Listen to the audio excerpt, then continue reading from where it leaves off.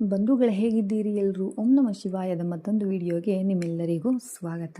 ಇವತ್ತಿನ ವಿಡಿಯೋದಲ್ಲಿ ಪಶು ಪಕ್ಷಿ ಕೀಟಗಳು ನಮ್ಮ ಮನೆಗೆ ಬಂದರೆ ಏನರ್ಥ, ಅದು ಶುಭನೋ ಅಥವಾ ಅಶುಭನೋ ಅನ್ನೋದನ್ನು ಈ ವಿಡಿಯೋದಲ್ಲಿ ನಾನು ನಿಮಗೆ ತಿಳಿಸ್ಕೊಡ್ತಾ ಇದ್ದೀನಿ. ಮನೆಗೆ ಈ ರೀತಿಯಾದಂತಹ ಪಶು ಪಕ್ಷಿ ಅಥವಾ ಕೀಟಗಳು ಬರುವುದು ಶುಭ. ಶಂಖದ ಹುಳು, ಈ ಹುಳು ಬರುವುದು ಮತ್ತು ಗೋಡೆಯ ಮೇಲೆ ಏರುವುದು ಶುಭದ ಸಂಕೇತ ಅಂತಲೇ ಹೇಳಬಹುದು. ದೊಡ್ಡ ದೊಡ್ಡ ಕೆಲಸ ಕಾರ್ಯಗಳಲ್ಲಿ ನಾವು ಯಶಸ್ಸನ್ನು ಕಾಣಬಹುದು. ಕಪ್ಪು ಇರುವೆ, ಇವು ಮನೆಯಲ್ಲಿದ್ದರೆ ಸುಖ, ಸಮೃದ್ಧಿ, ಉನ್ನತಿಯ ಸಂಕೇತ. ಅದರಲ್ಲಿಯೂ ಸಹ ಕಪ್ಪು ಇರುವೆಗಳು ಬಿಳಿ ತತ್ತಿಯನ್ನು ಹೊತ್ತುಕೊಂಡು ಎದ್ದರೆ ಸಿರಿ ಸಂಪತ್ತು ಬರುವ ಸೂಚನೆ. ಇರುವೆಗಳಿಗೆ ಸಕ್ಕರೆಯನ್ನು ಹಾಕಿದರೆ ಶುಭ. ಅಕ್ಕಿ ಡಬ್ಬಿಯಿಂದ ಇರುವೆಗಳು ಆಚೆ ಬರುವುದನ್ನು ಕಂಡರೆ ಮುಂದಿನ ದಿನಗಳಲ್ಲಿ ಹಣದ ಹರಿವು ಹೆಚ್ಚಾಗುವುದು ಮತ್ತು ಆರ್ಥಿಕ ಸ್ಥಿತಿಯೂ ಸಹ ಉತ್ತಮವಾಗುತ್ತದೆ. ಹಲ್ಲಿ ಕಂಡರೆ ಶುಭದ ಸಂಕೇತ ಅಂತಲೇ ಹೇಳ್ತಾರೆ. ದೇವರ ಮನೆಯಲ್ಲಿ ಹಲ್ಲಿ ಇದ್ದರೆ ಅದು ಸೌಭಾಗ್ಯದ ಪ್ರತೀಕವಾಗಿರುತ್ತದೆ. ಧನ ಸಂಪತ್ತು ವೃದ್ಧಿಯಾಗುತ್ತದೆ. ಆದರೆ ಕಪ್ಪು ಬಣ್ಣದ ಹಲ್ಲಿ ಬರುವುದು ಅಶುಭ. ಚೇಳು, ಯಾರ ಮನೆಯಲ್ಲಿ ಚೇಳು ಹೊರಗೆ ಹೋದರೆ ಲಕ್ಷ್ಮಿ ಆಚೆ ಹೋದಂತೆ. ಹಬ್ಬ ಹರಿದಿನಗಳಲ್ಲಿ ಹಳದಿ ಬಣ್ಣದ ಚೇಳು ಮನೆಗೆ ಬಂದರೆ ಲಕ್ಷ್ಮಿಯ ಆಗಮನವಾಗುತ್ತದೆ.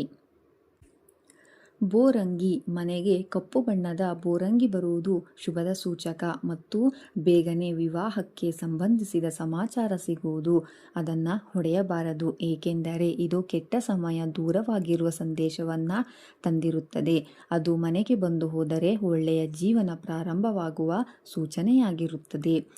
ಚಿಟ್ಟೆಗಳು, ಇವುಗಳು ಮನೆಗೆ ಬರುವುದು ಶುಭ ಮತ್ತು ಸೌಭಾಗ್ಯದಾಯಕವಾಗಿರುತ್ತದೆ.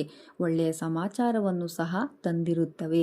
ಪದೇ ಪದೇ ಚಿಟ್ಟೆ ಕಾಣಿಸಿದರೆ ಜೀವನದಲ್ಲಿ ಬೇಗನೆ ಶುಭ ಸುದ್ದಿಯನ್ನು ಕೇಳುತ್ತೀರಿ ಮತ್ತು ಜೀವನದಲ್ಲಿ ಸುಖ ಸಂತೋಷವನ್ನು ಕಾಣುತ್ತೀರಿ. ಜೇಡರ ಬಲೆ, ವಾಸ್ತುಶಾಸ್ತ್ರದ ಪ್ರಕಾರ ಮನೆಯಲ್ಲಿ ಜೇಡರ ಬಲೆ ಕಟ್ಟುವುದು ಅಷ್ಟು ಶುಭವಲ್ಲ. ಇದು ದರಿದ್ರತೆಯ ಮತ್ತು ಸೋಮಾರಿತನದ ಸಂಕೇತ ಅಂತಲೇ ಹೇಳಬಹುದು. ಇವು ಜೀವನಕ್ಕೆ ಸಂಕಟ ಮತ್ತು ದರಿದ್ರತೆಯನ್ನು ತರುತ್ತವೆ.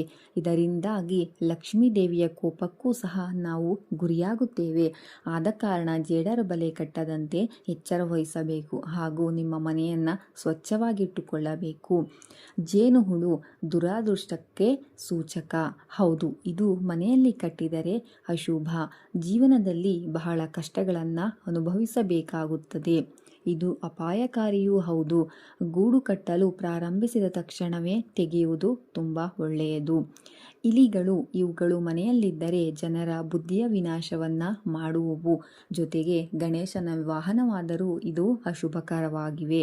ರೋಗವನ್ನು ಹರಡುವ ಕೆಲಸವನ್ನೂ ಸಹ ಮಾಡುತ್ತವೆ ಮತ್ತು ವಾತಾವರಣ ದೂಷಿತವನ್ನು ಮಾಡುವವು. ಇವು ನಷ್ಟಕಾರವೂ ಹೌದು. ಸ್ನೇಹಿತರಲ್ಲೇ ನೋಡಿದ್ರಲ್ಲ, ಯಾವ್ಯಾವ ಕೀಟ ಮತ್ತು ಪ್ರಾಣಿ ಪಕ್ಷಿಗಳು ಮನೆಗೆ ಬಂದರೆ ಶುಭ ಮತ್ತು ಅಶುಭ ಅನ್ನೋದು ಈ ವಿಡಿಯೋದಲ್ಲಿ ನಿಮಗೆ ಅರ್ಥ ಆಗಿದೆ ಅಂತ ಅಂದ್ಕೊತೀನಿ. ಹಾಗೆಯೇ ಈ ವಿಡಿಯೋ ನಿಮಗೆ ಇಷ್ಟ ಆಗಿದೆ ಅಂತಲೂ ಭಾವಿಸ್ತೀನಿ. ಇಲ್ಲಿವರೆಗೂ ನನ್ನ ವಿಡಿಯೋ ನೋಡಿದ್ದಕ್ಕಾಗಿ ನಿಮ್ಮೆಲ್ಲರಿಗೂ ಧನ್ಯವಾದಗಳು. ಹಾಗೆ ಇನ್ನೂ ಯಾರ್ಯಾರು ನನ್ನ ಚಾನಲ್ನ ಸಬ್ಸ್ಕ್ರೈಬ್ ಮಾಡಿಲ್ಲ, ದಯವಿಟ್ಟು ನನ್ನ ಚಾನಲ್ನ ಸಬ್ಸ್ಕ್ರೈಬ್ ಮಾಡಿ.